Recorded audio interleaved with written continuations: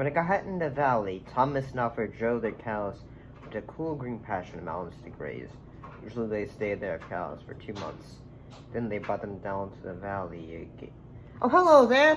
Today, growing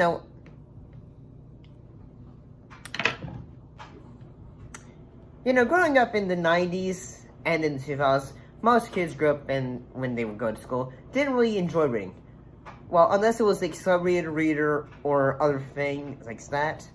Because, well, we would want, at that age, to be doing something we would, really want to do. Like, say, go to art class, go to gym. And, yes, say, there was one book series that kids got to read before a certain boy who lived, in this case, Goosebumps. You will beware. You're in for a scare.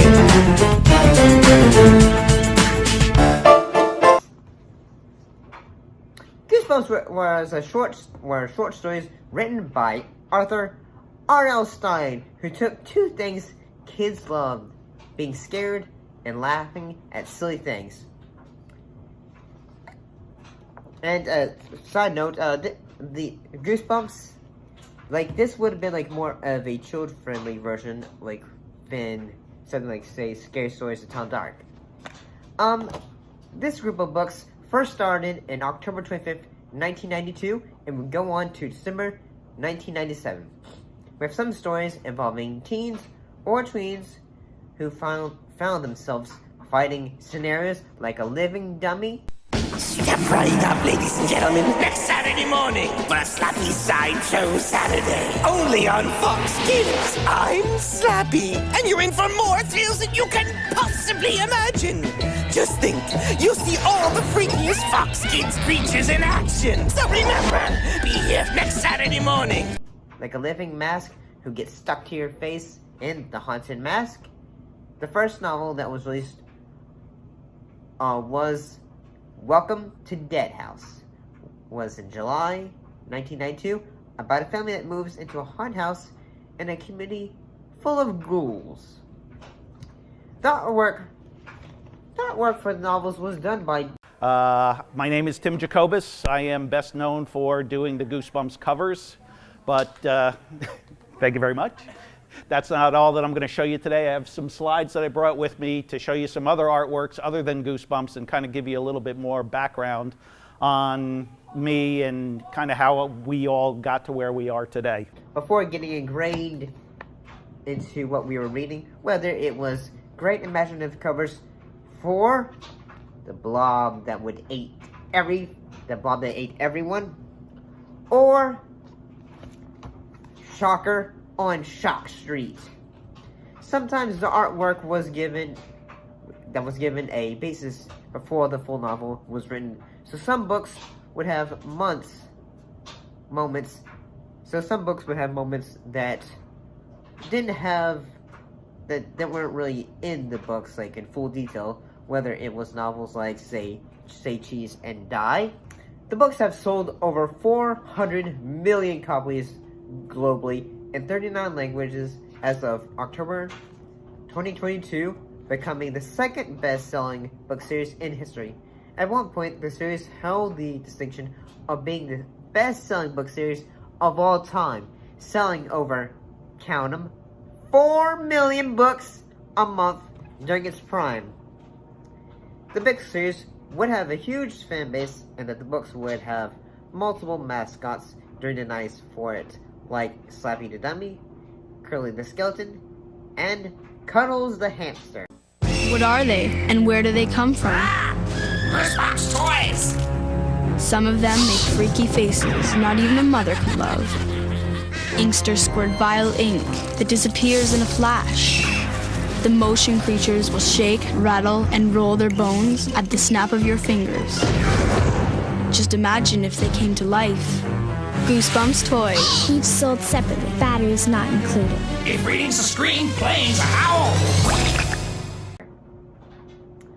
It would get a TV show adaptation during the high point of it, with the first being the most terrifying episode of the series. This is just my perspective.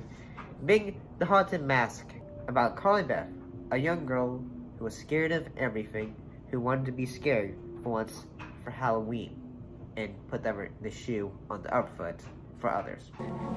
Oh, what's the matter? There's no bottom to this mask. There's no line in between the mask and your skin. There's no place I can reach my hand in. That's crazy. That's just crazy.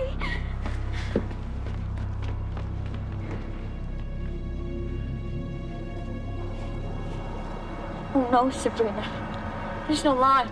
There's no line here. I'm gonna tell my mom. And I do have to say that the sequel episode to that and also was pretty good too, which was Haunted Mask 2. I like say one of the things that also made Goosebumps, you know, like its power at the time in the 90s really prevalent was that it also had its web, in a way, reach out into other media. Whether it was at Disney's MGM Studios in the 90s. Yoo-hoo! I'm here at the annual Goosebumps Fright Show Christmas party, and it's a weird one. No thanks, I'm allergic to monster blood. Oh, sweet. Oh, well, that would make a lovely centerpiece. Oh, nothing like rats and sauerkraut. No, you know, I usually don't kiss giant hamsters on the first date.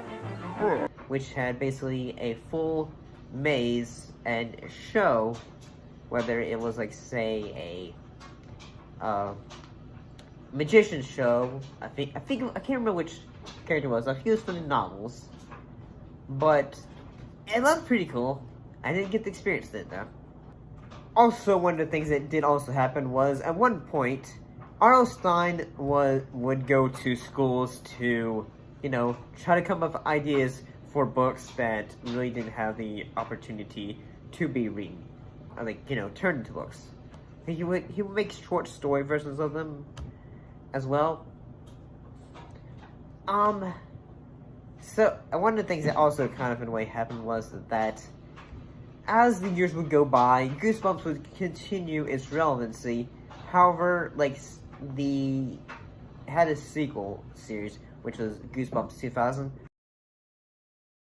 Here, kitty, kitty. Here, kitty, kitty. Here comes the bride. Here comes the bride. Teacher's pet. Teacher's pet. Enter the new millennium of fear. Goosebumps Series 2000 by R.L. Stine, wherever books are sold. Get ready to be scared. Really scared. Which did alright, but eventually would end up getting the can. And also would get another sequel series called Goosebumps Golden, which didn't actually get, which wasn't able to fully go into production, you know, development. But growing up, what was your favorite Goosebumps novel? I will say my favorite Goosebumps novel was always growing up would have to be, I don't have it, but it would always have to be, like, say, Welcome to Camp Nightmare, or say, what was that one about? It was not Say Cheese and Die. It was one involving, I think there was one novel that I always wanted to read, which was Attack of the Killer Jack-o'-lanterns, I think. But honestly, I still kind of enjoy Goosebumps. I read both. I've been reading some of them, so they still kind of are enjoyable. See you next time.